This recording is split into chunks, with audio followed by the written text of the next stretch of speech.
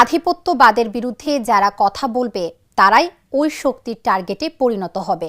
আর এই টার্গেট বাস্তবায়নের জন্য যেসব দোসর পালিয়ে গিয়েছে এবং দেশের বিভিন্ন প্রতিষ্ঠানে ও সরকারের বিভিন্ন গুরুত্বপূর্ণ জায়গায় লুকিয়ে আছে, তারা সম্মিলিতভাবে এই হত্যার সাথে জড়িত, এমন মন্তব্য করেছেন বাংলাদেশ জামায়াতে ইসলামীর কেন্দ্রীয় সহকারী সেক্রেটারি জেনারেল মাওলানা রফিকুল ইসলাম খান।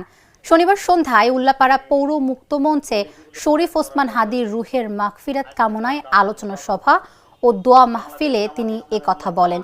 তিনি আরো বলেন, হাদি বয়সে তরুণ হলেও তার লড়াই ছিল আধিপত্যবাদের বিরুদ্ধে, ভারতের বিরুদ্ধে। স্বরাষ্ট্র উপদেষ্টার সমালোচনা করে রফিকুল ইসলাম আরো বলেন, একজন প্রার্থীর জীবন রক্ষা করতে পারেন না। আর তিনি বলেন, ৩০০ আসনে নির্বাচন করার জন্য প্রস্তুত। কার জন্য নির্বাচন করতে চান, কি করতে চান, সব খবর আছে। জেনে রাখেন, বাংলাদেশের মাটিতে আর ওই স্টাইলের নির্বাচন হতে দেবে না জনগণ। ওসমান হাদিকে হত্যা করা গেল কেন? সে যে খুব বড় দলের নেতা তাও তো না, সে যে খুব বড় দলের নেতা তাও তো না, তাহলে হত্যা করা হলো কেন? হত্যা করা হয়েছে ওসমান হাদি বয়সে তরুণ হলেও গত জুলাই বিপ্লবের অন্যতম নায়ক।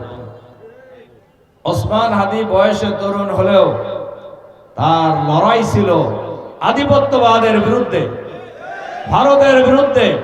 যে আধিপত্যবাদী শক্তি আমাদের এই বাংলাদেশকে তাদের করদ রাজ্য হিসাবে ব্যবহার করতে চায় এবং বিগত স্বৈরাচারী ফ্যাসিবাদী ভারতের সেবাদার সরকার ভারতকে সেভাবেই বাংলাদেশের এই ৫৬,০০০ বর্গ মাইলের এই ভূখণ্ডকে ব্যবহার করতে দিয়েছে।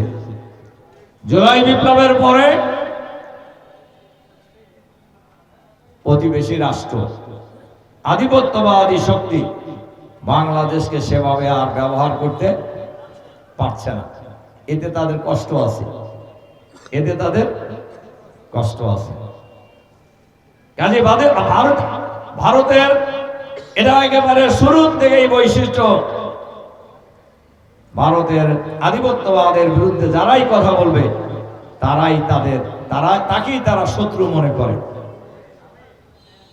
যেমনি ভাবে হত্যা করা হয়েছে আমাদের নেতা শহীদ আমিরে জামাত মাওলানা মতিউর রহমান নিজামী, আল্লামা দেলোয়ার হোসেন সাইদি, আলিয়া হাসান মোহাম্মদ মুজাহিদ, শহীদ কামারুজ্জামান, শহীদ আব্দুল কাদের মোল্লা, শহীদ মীর কাসেম আলী। এই লোকদেরকে হত্যা করার তারা কি কোনো কারোর পাকা দানে মই দিছিল? তাদেরকে হত্যা করা হয়েছিল কেন? হত্যা করা হয়েছে বিচারের নামে প্রহসন করে, ঠান্ডা মাথায় হত্যা করা হয়েছে। আধিপত্যবাদী শক্তি মনে করত এই লোকেরা বেঁচে থাকলে বাংলাদেশকে কোনো দিনই করদ রাজ্য বানানো যাবে না।